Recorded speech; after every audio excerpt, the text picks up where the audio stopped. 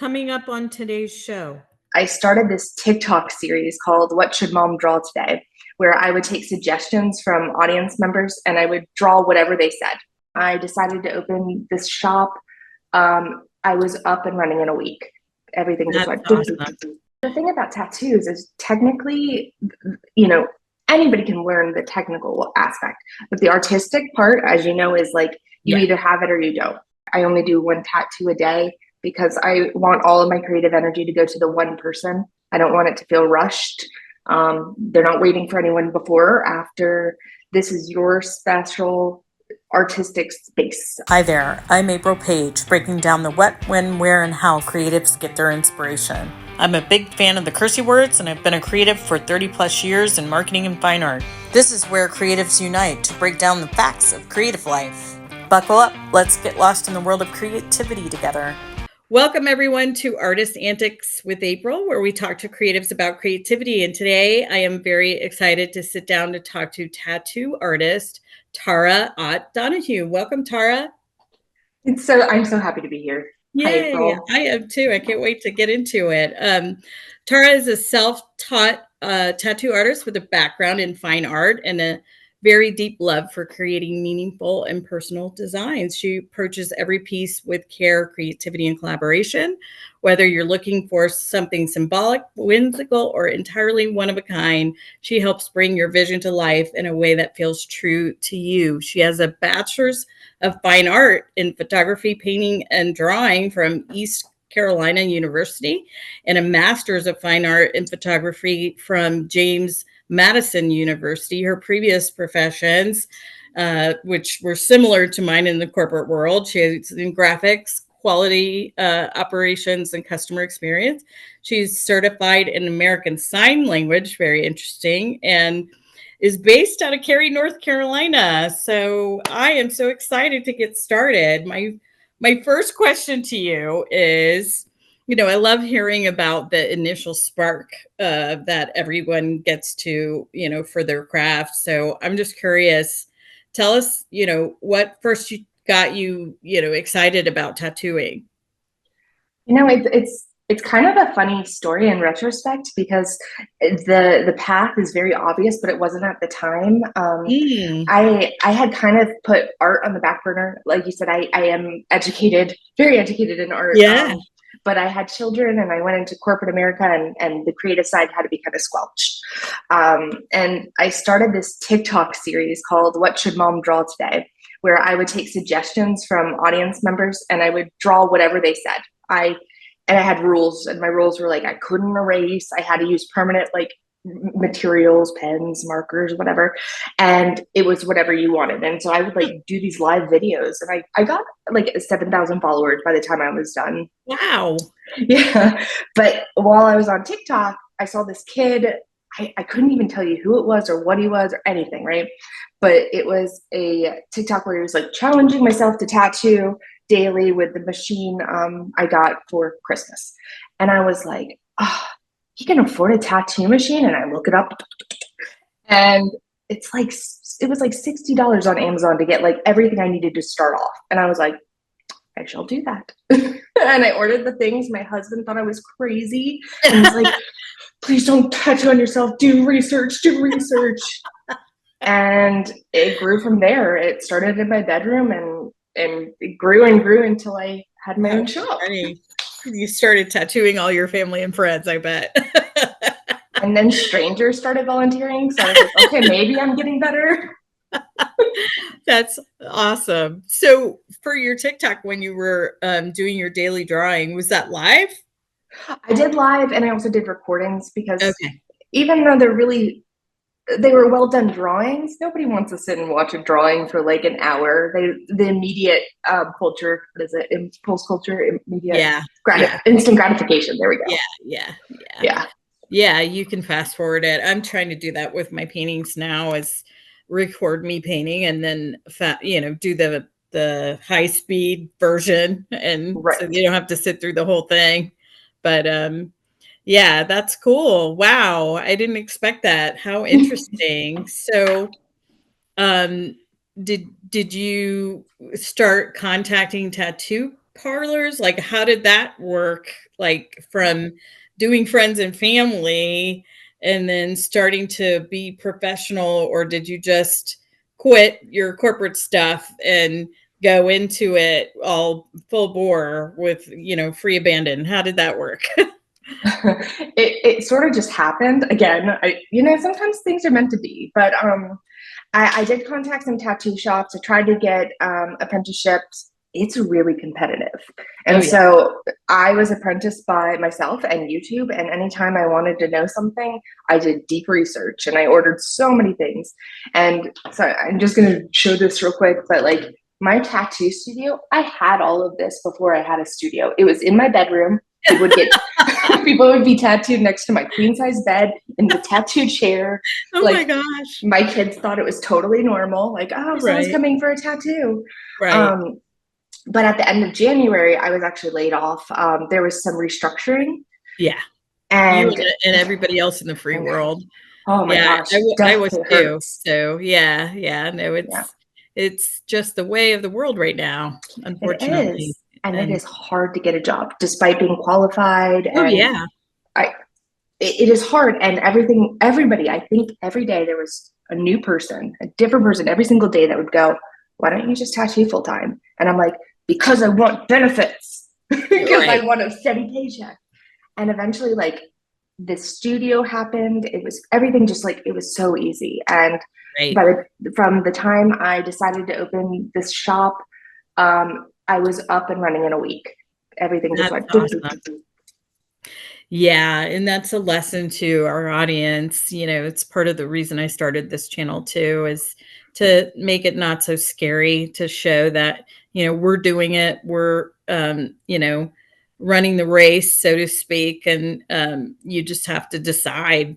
I know a lot of the inspirational speakers talk about burning the boats. You have to burn the boats. It means you don't have a choice. This is where you're going and the direction you're going in, and you have to do it. So you have to figure out how to make it work, and you will along the way. We all make mistakes and figure it out as we go along. I know I've made plenty, and even as a senior marketer, I'm marketing my art, and there's still mistakes that are made, and it's just, we're human. You got to be kind to yourself in that process. But good for you that you move forward, and just, and your husband, what a supportive man that is.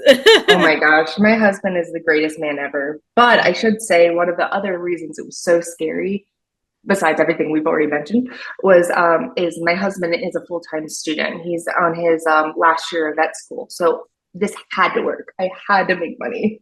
There's no life net. There's no life raft. Yeah. For me either. Yeah. You gotta figure it out. Yeah. Well, good. I'm glad it's working. And to me, I would rather go to a tattoo artist that came from a fine art background.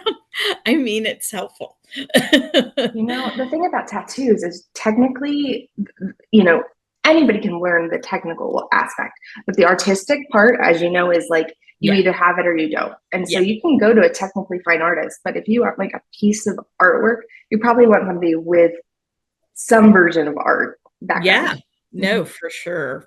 Especially, it's a permanent thing on your body.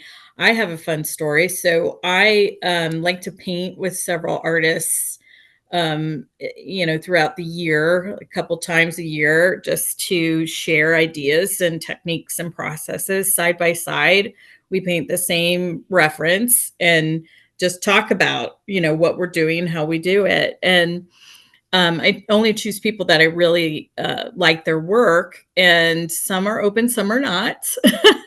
I don't feel that way. I'm happy to share my processes, because I feel even if, you had all of my processes, you wouldn't be able to reproduce what I'm doing exactly. It's never going to be the same. So, and our inspiration and things like that, come from who we are. But one of the men that I painted next to was a former tattoo artist, a very famous one. And he had gone into fine art. So he happened to be in Tampa, Florida. And so we painted side by side. And that's how I started my new series with the blues musicians, because that painting session forced me to just use a monochrome 2-color, actually 3. I used black, white, and blue, but very strict color palette. And it really, gave me a different avenue to go down that I would have never gone down had I not met with him. And then those pieces take off, for me. They sell as soon as I paint them. But so yeah, I just wanted to share that with you because it's a neat transition the other way. So he went from tattooing to fine art, and I'm not sure if he's still fine arting right now, painting, but yeah. So collaborating with your clients, I wanted to ask you about that. I was in Nashville last year with a group of girls, and some of them got tattoos, and I went and watched and was asking all kind of questions. I think the tattoo artist was like, "Who is this girl?" Sitting there, can I ask you questions while you're doing this? And I'm curious, like, what it's like collaborating with your clients, like what your process is from start, initial discussion to final image, and how much control do you give them, I guess is my question. Yeah. So you talk to people all the time. I definitely feel out my clients. Yeah. People that come to me feel some sort of connection. And I don't know about you, but I have an idea of what a tattoo shop is like from when I used to go get them, and it's, that go get it, and they tough it out and whatever. And my experience was always like, I would tell them what I want, and I came back and they were like, here it is, let's go.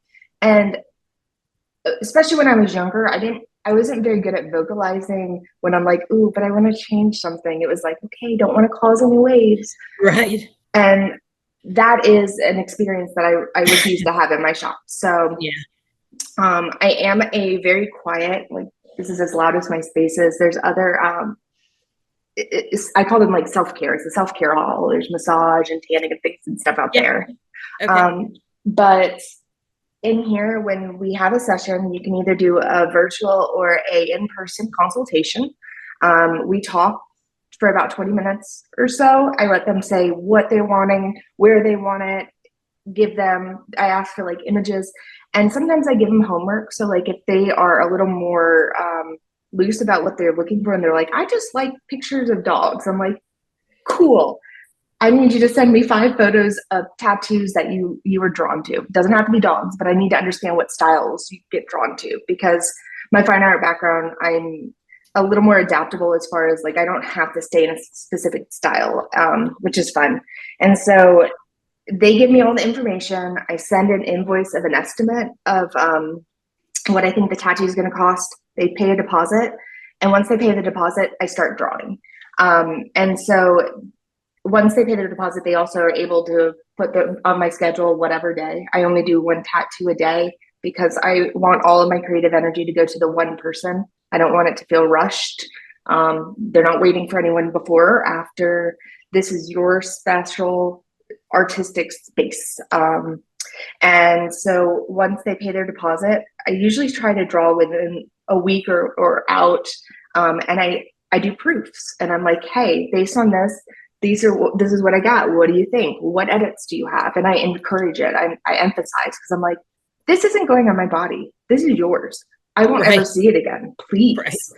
And so some of them will be like, that's perfect. Some will be like, can you change just this thing? And then some, I'll go back and forth for weeks. I actually had one recently that I was like, hey, I'm happy to keep going, but we got to push your tattoo appointment back now. There's no way we can get this drawn and ready to go for whatever day it was.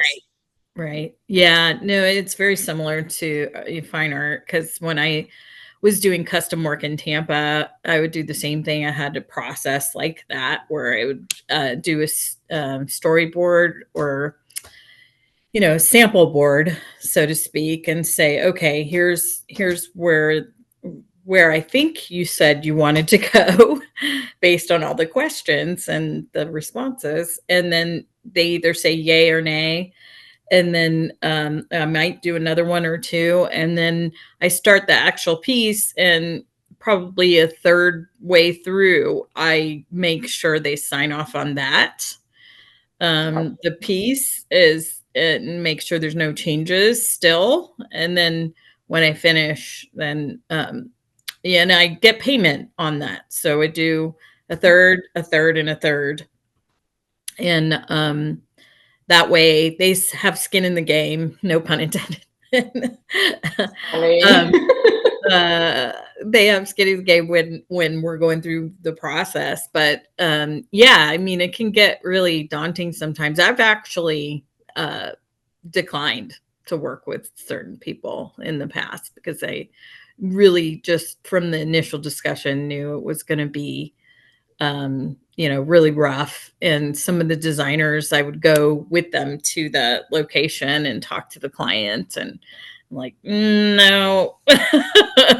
Or they want me to do something that's not really my thing, Mm-hmm. and I'm like, yeah, that's not what I do though, and I'm not comfortable going that far outside of my box. So has there been anybody you've declined before? And Not yet, but okay.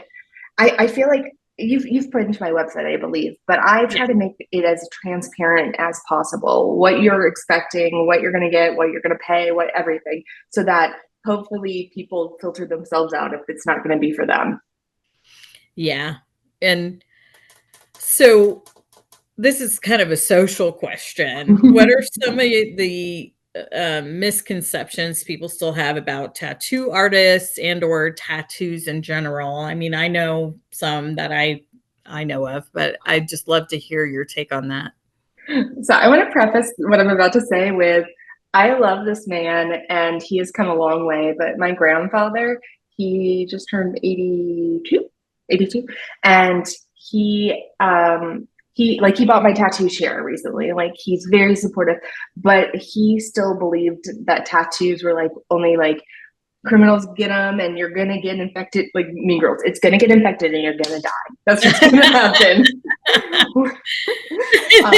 And I'm like, no, it's not like that anymore. Yeah.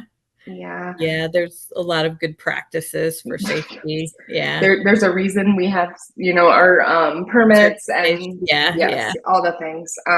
So that, I mean, that's definitely toward the older folk. I do see people when I go in like grocery stores and things that like stare at my tattoos and I think, I would love to talk to you. I don't mind. Like, I'm not scary. I don't know if I come across as scary, but maybe I do. Maybe that's my own misconception. I don't know. Yeah, people have a hard time talking to people in public sometimes, but no, I think they're interesting. I'm going to get some, and I just have to. I'm going to put together what it is I want, and I'm still working on that. But and then come to North Carolina. No, I'm in Durham. I'm in Durham. Yeah. Stop. Okay, come see me when you're ready. Yes. The whole experience. So, what other challenges have you faced, if any? I don't know. It's more of, okay, so I should say I started full-time in March doing this. So it's still ramping up, and I chose to ramp up in probably the hardest season. Tattoos artists have less traction in the summer because people want to be outside and tanning and in the water. So that coupled with like, I'm still building my clientele has been a little challenging. And social media, oh my goodness, I don't love social media. It always feels like I'm trying to talk myself up, and I'd rather like make the experience about other people. So that's been a challenge. So I'm still building up my clientele, but I'm doing things like interviewing with you. So no, for sure. That's great. So do you remember your first tattoo? Like, was it on you or who was it on? It was on me. Okay, so going back, my husband's like, don't tattoo yourself. Do research. He said, use the fake tattoo skin. Use the fake skin. So I tried the fake skin. And I'm like, this isn't real. This doesn't feel like skin. Like there's, bodies have curves and things. And so I did it for like 10 minutes and then I'm like, nope. So I tattooed my fingers. And I came out to my spouse and I was like, I did it. And he was like, Tara. But they're not terrible. I've had to redo them a few times. I've gotten a lot better. I probably I should have done it a little more, but I don't regret any of it. Yeah. Every time I want to practice a technique, I try it on myself first because I don't want someone to be my guinea pig. I want to make sure I get the technique down before I tattoo someone else. Yeah, no, that's great. Yeah, that was my next question is, can any tattoo be retouched? Like color or just black and gray? Like, can any tattoo be retouched? Yeah. So yes, I would say yes. I've been doing a lot of research about this recently. There's this tattoo artist, or at least he runs a tattoo shop, where he at one point had like blackout on top of all of his body, and he has been adding color and making it pop back out, which I didn't know you could like revive. So that's been interesting. I can actually, I'm working on a full leg sleeve on myself. I'm 19 hours in, probably a good 30 more to go.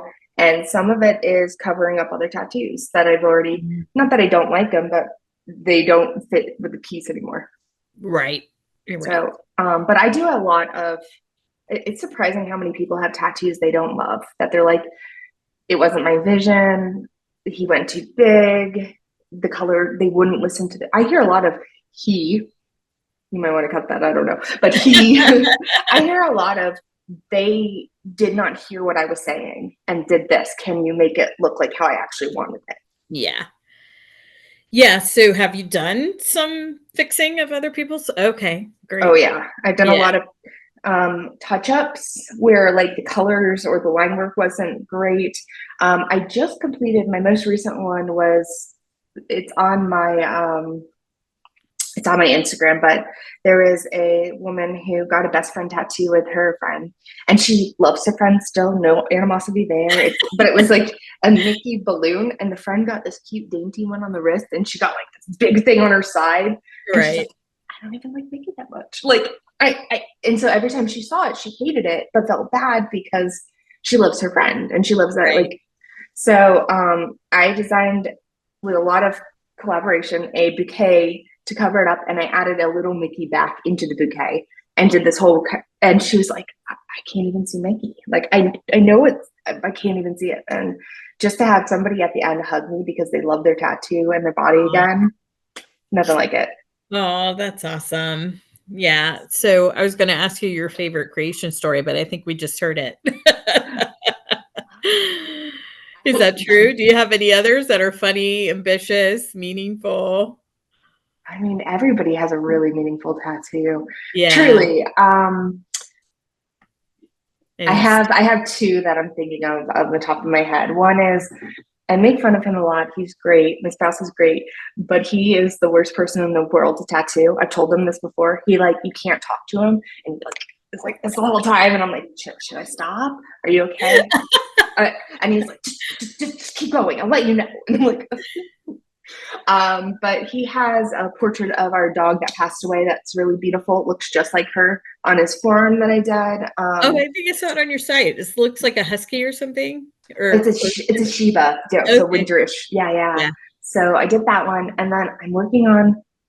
I'll give you a sneak peek if you want. It's not on my sites because it's my own, and it feels like it's very transformative, along with becoming an artist full time. Yeah. But I'll show you if you're interested. Okay. Sure. Yeah. So I'm working on this Greek goddess full leg sleeve. You can see. Wow. That's cool. And then you can see there's a lot more to do. There's a lot of line, but like I'm covering up. These are my kids' drawings, which I still love. I'm just going to put it on my fun leg and keep this as theme. But yeah, I'm very, very excited like that this stuff is starting to pop. Wow. That's impressive. Holy cow. How did you find those images? Did you I made them. Did you? Okay, yeah. Cool. Yeah. I've done a couple tattoos myself, like the image itself. Yes. And somebody wanted this special type of plane that's in the Air Force, and wanted to put some things around it. And then another one was a drummer with the sticks a certain way. And so I played around and came up with the drawings for them, and they actually got them. I don't know who they got to do it. It was in Tampa, but yeah, that was fun. And they came and showed me, and I was like, cool.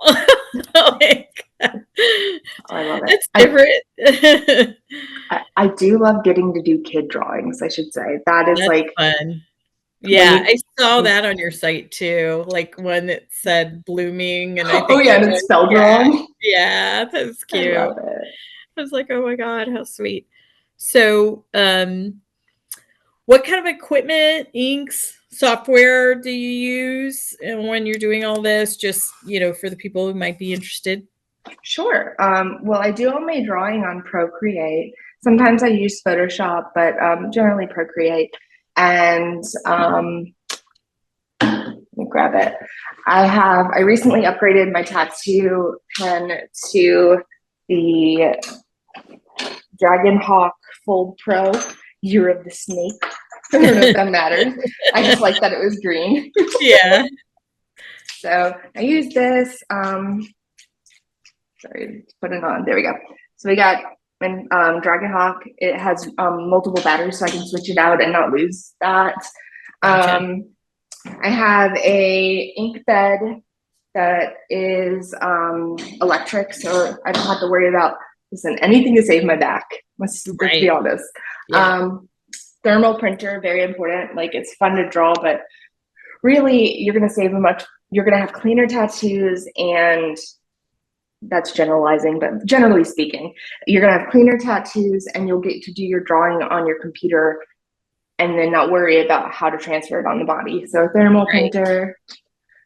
Yeah, yeah, that's and cool. Then I have a lot of dynamic ink is the brand I usually gravitate toward. Okay, very good. Do you use, and I ask everybody this question, do you use AI at all ever in your process? Sometimes if I'm really stuck. I never use it to design fully, but I might go, hey, I have this drawing. Here are the components. Can you help me put it together? Okay, I need it in this style. Okay, and then I'll take it and I'll modify it from there. So like, it's almost like if I get too stuck and can't have a starting point, I give it to them to give me the starting point to then work on. Right. No, and it's helpful in that way. You're still customizing it, but you're just getting the inspiration from something they're showing you that you might not have seen before. I do that with my art. So I give it a subject, and then these two artists or art styles that I really like. And then I say, mash these two together and, show me a painting of this object with these two design, styles smashed together. And it's set me on some things I've never would have thought about. And I don't use those, necessarily, but part of it might spark something in me, and I'd be like, okay, that's cool. Like, I could do this, and then there I go, I'm off, so it helps when you're stuck, for sure. Yeah. Yeah. It kind of reminds me of the collaboration that you were talking about with another artist. Yeah. It's like getting that kind of artistic feedback and then going from there. That's right. That's right. Trying something new. I think, cool. I'm sorry. I was going to say AI helped me with my logo. So I photoshopped it a lot after, but when I was trying to work with this, I was like, hey, I want these elements, and can we make the glove blue? And yeah. Cool. Very cool. Thank you for that. So where would you like to see tattooing go in the future? Like, what would that look like for you, as far as socially, or, like what people, stigmas of tattooing, also, anything to do with that. Where would you like to see it go? I'm not going to put any parameters on it. I don't know if I have an answer to that. I just would like it to flow organically, and for, I guess I would love just a collaborative environment. Like you said, I am always on Instagram seeing different styles, different trends, talking to artists, trying to meet these people, because I don't know everything. I don't pretend to know everything. And I think that we can grow a lot together. And so I would like it to be like that kind of community, because I did have some hate not that long ago, where a tattoo artist like berated me on Instagram, and I was like, that's not that's not the vibe I want in life. Like, I would never want to go butcher somebody. Yeah, well, and here's the thing. If you have haters, you're doing something right. And there we go. I have a lot of them, and I don't really care. I'm doing what I know is good for me and makes me happy and helping others. So I have some quick fire questions for you. What's your favorite tattoo you've done to date? The subject matter. That I'm not being quick or fired. I don't know if I have one. They're all so different. I will say I really like. I like realism. I like the one on your leg. I would say. Oh that. Yeah. I can't wait till I'll show you when we're not on camera. But the whole I have a 3D design. I can show you what it will look like. I love watercolor where it looks like paint strokes. That's pretty cool. I don't know. So, what's the most unusual place someone's asked you to put a tattoo? Oh my gosh. I've done the back of the head. I've done the throat. I did a handpiece recently. Like, more power to all of those people. Like, throat one. Yeah, that was a lot. What tattoo you'd love to do, but no one's asked you yet? I would really like to do a portrait, like somebody's intimate, or our partner or child or something. I haven't had to do one that resembles someone yet. I believe I have the skills for it. So, but it would be really nice to do that on somebody. Yeah. And lastly, and I think I know the answer to this already, black and gray or full color? Both. What was your answer going to be? I thought full color, but I do use a lot of color, but I also think there's a lot of power in black and gray and like monochromatic. Yeah. Oh God. Honestly, this goes back. Talk about fine arts degree, color theory, all the different. I love getting used to my art background and have it come out. Yeah, no, it makes a lot of sense. That's great. So thank you so much for your time today. I will provide Tara's information all in the description so you can see all of her things and reach out to her if you would like to. But thank you so much. I really appreciate it. Thank you for having me. If you haven't already, please like and subscribe. Feel free to nominate yourself or someone you know as our next guest. Thank you for being a part of our creative community. Stay inspired and keep shining bright.